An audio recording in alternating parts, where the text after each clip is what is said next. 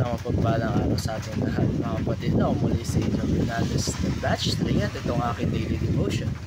At ngayong araw ay pag-uusapan natin ay kung saan patungo ang mga footprints mo o perfectionism. At ang ating Bible verse ay mula sa Philippians chapter 3 verse 12. Sinasabi sa ating scripture ngayong araw, not as though I had already attained, either were already perfect, but I follow after, if that I may apprehend that for which also I am apprehended of Christ Jesus. Dahil mga kapatid, tayo bilang mga Kristiyano, madalas natin iniisip na dapat maging perfecto na tayo sa ating paglalakad sa ating panampalataya.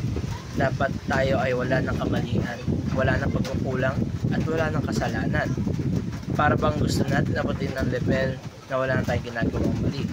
Pero ang pinakatanong dito ay realistic ba ito mga kapatid? At ayun ba ang sinasabi sa Biblia?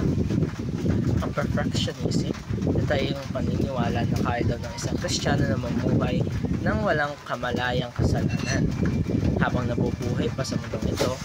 At sa unang tingin, mukhang okay naman tayo kasi galing naman yun sa desire na maging banal tayo. Pero kung titignan natin ng mas malalim, hindi ito sinusuportahan ng scripture. Kagaya na sasabi sa ating Philippians chapter 3 verse 12, kahit na si Apostle Paul na sobrang tindi ng relasyon kay Kristo ay umamin na hindi pa siya perfecto. Pero kahit na ganun ay he follows after. Ibig sabihin, he keeps pursuing at paulit-ulit niyang o tuloy-tuloy, hindi dahil gusto niyang makuha ang perfection na yun, kundi dahil si Kristo na mismo ang tumatawag sa kanya para sa buhay na yun. At unang-unang, sinful life is our starting point. Lahat tayo ay nagsimula sa kasalanan. Lahat tayo ay may madilim na nakaraan, may kahinaan, may tendency na magkamali. At kahit na tayo ay tinawag ni Kristo, dala pa rin natin ang flesh natin, ang ating old nature na patuloy na lumalaban sa Espiritu. Hindi natin kayang linisin ang ating sarili na sarili natin kakayahan lamang ang sarili natin lakas. Kaya hindi perfection ang starting point natin, kundi ang grace ni Lord. Second is transformation is our journey. From the moment na tinanggap natin si Jesus, nagsimula na ang proseso ng pagbabago. Sanctification, araw-araw ay pinabago tayo ng Panginoon o pinabago niya ang ating puso. Hindi ito biglaan, hindi ito minamadali. Parang ito ay isang uri ng paso na dinidiligan araw-araw. Hindi natin agad makita yung resulta o ang bunga, pero habang tumatagal ay may paglago.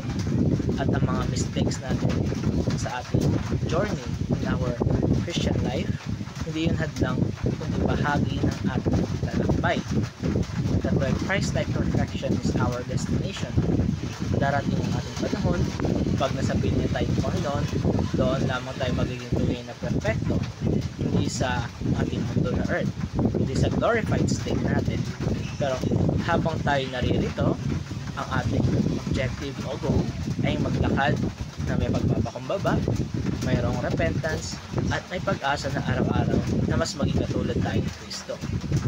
At para naman sa ating application ay level your heart. Treat others as equals in Christ. Walang nakakataas, walang nakakababa, pare-para tayo nalilinis at binabago ng Panginoon. Yung feeling natin na mas badalo tayo kaysa sa iba, ay tanggalin natin yun. Dahil lahat tayo ay may pinagdaanan, kaya pantay-pantay tayo malakad sa ilalim ng biyaya ni Kristo. At ito datapos ang ating devotion. Maraming salamat sa Panginoon.